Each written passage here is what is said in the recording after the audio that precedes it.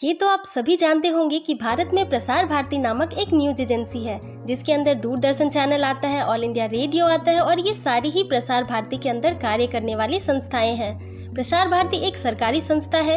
यह एक broadcasting company है जिसके सीईओ हैं गौरव द्विवेदी और इसका मुख्यालय न्यू दिल्ली में है, जिसके द्वारा all India radio, television, DD network प्रसारित किया जाता है। अब यहाँ सवाल उठता है कि प्रसार भारती आजकल सुर्खियों में क्यों है? तो इसका कारण है प्रसार भारती का हिंदुस्तान समाचार नामक एक एजेंसी से टाई अप होना।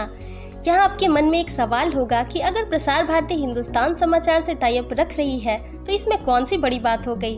तो मैं आपको बता दूं कि विपक्ष के लिए ये बहुत ही बड़ी बात है। वो कैसे, मैं इस वीडियो में आपको बताऊंगी। पर तब तक के लिए अगर आपने मेरे चैनल को सब्सक्राइब नहीं किया है तो इसे लाइक, शेयर और सब्सक्राइब कर दें।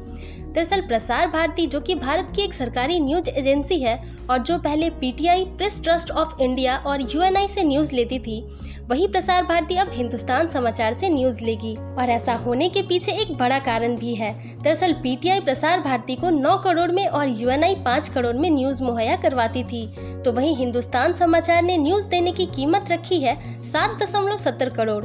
अब आप सोच रहे होंगे कि यूएनआई तो हिंदुस्तान से कम ले रही थी, तो यहाँ मैं आपको बता दूं कि पीटीआई और यूएनआई प्रसार भारती को केवल 2 भाषाओं जैसे कि हिंदी और अंग्रेजी में न्यूज़ देती थी, तो वहीं हिंदुस्तान समाचार 12 नेशनल न्यूज़ स्टोरी और 40 लोकल न्यूज़ स्टोरी देगी, वो भी 40 भाषाओं में। अब यहाँ मैं आपको बताती हूँ कि प्रसार भारती का हिंदुस्तान समाचार से टाई अप होने पर विपक्ष क्यों परेशान है।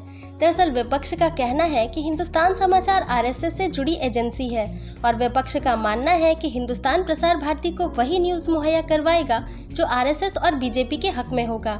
केरल के मुख्यमंत्री पिनराई विजय ने केंद्र सरकार पर आरोप लगाते हुए कहा है कि यह समाचार एजेंसी का भगवाकरण किया जा रहा है। आगे मैं आपको बताऊंगी कि हिंदुस्तान समाचार को आरएसएस से कैसे जोड़ा जा रहा है। दरअसल हिंदुस्तान समाचार में हमेशा ही राष्ट्रीय स्वयंसेवक संघ से जुड़े लोगों का वर्चस्व रहा है। हिंदुस्तान समाचार की स्थापना साल 1948 में शिवराम शंकर आप्टे उर्फ दादा साहेब आप्टे ने की थी, जो कि एक जर्नलिस्ट थे और आजीवन आरएसएस के अंदर रहे थे। तो वहीं 1975 के अंदर इमरजेंसी लगी तो इंदिरा गांधी ने हिंदुस्तान समाचार एजेंसी को पीटीआई, यूएनआई और समाचार भारती के साथ मर्ज कर दिया और मर्ज करके एक एजेंसी बना दी जिसका नाम था समाचार। फिर यह डिसीजन 1977 में जनता पार्टी के द्वारा पलटा गया और मर्ज समाप्त हुआ, लेकिन 1983 में एक बार फिर इंदिरा गांधी ने इस पर कटार चला दी और फिर सुभाष यादव, जो कि कांग्रेस लीडर थे मध्य प्रदेश से, को हिंदुस्तान का समाचार रिसीवर बना दिया गया। तब हिंदुस्तान समाचार ने सरकार के इस निर्णय को चैलेंज दिया दिल्ली के हाई कोर्ट में 1999 में और फिर सीनियर आरएसएस के लीडर हुए श्रीकांत जोशी, उन्हें अपॉइंट किया गया इस एजेंसी को रीलॉन्च करने के लिए। 2013 में जब श्रीकांत जोशी नहीं रहे तब आरएसएस के जनरल सेक्रेटरी सुरेश भैयाजी जोशी ने इस एजेंसी को मजबूत करने का कार्य किया। 2016 में इस एजेंसी को और अधिक मजबूत बनाने के लिए उज्जैन में शिप्रा नदी के तट पर एक कार्यक्रम आयोजित किया गया, जिसमें आरएसएस की बड़ी बड़ी शख्सियत ने हिस्सा लिया। खुद पीएम नरेंद्र मोदी भी इसमें शामिल हुए थे।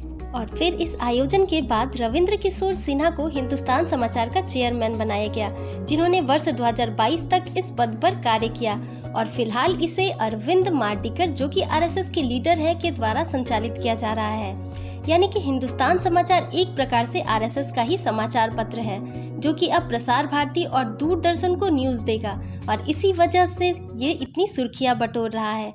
आपको मेरी यह जानकारी कैसी लगी कमेंट सेक्शन में ज़रूर बताइएगा और साथ ही मेरे चैनल को लाइक, शेयर और सब्सक्राइब करिएगा। धन्यवाद।